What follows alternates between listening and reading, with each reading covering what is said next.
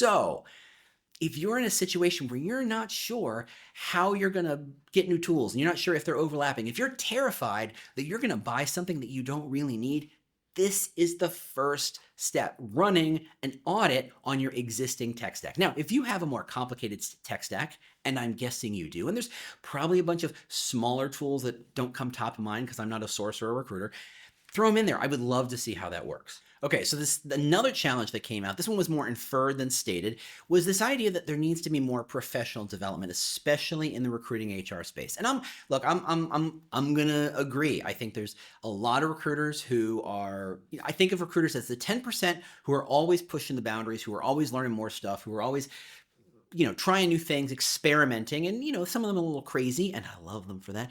But there's a lot of recruiters who kind of go, this is the job and I'm going to do the job. And that's fine if we were in a fairly upward trajectory economy and there wasn't a lot of upheaval and there wasn't a lot of uncertainty.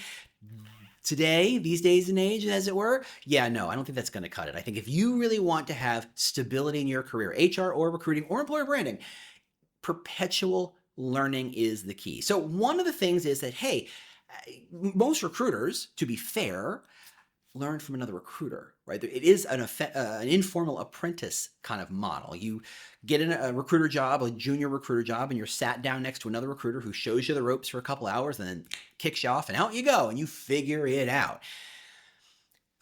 What happens when you don't have a mentor? What happens if you don't have someone giving you good advice? Well, guess what? That is actually something that ChatGPT and Claude can do really, really well. So when it comes to professional development, you can start by asking ChatGPT, okay, based on United States-based recruiters, what are, one, the 10, I would say up to 10 most critical skill sets, and how would you measure them?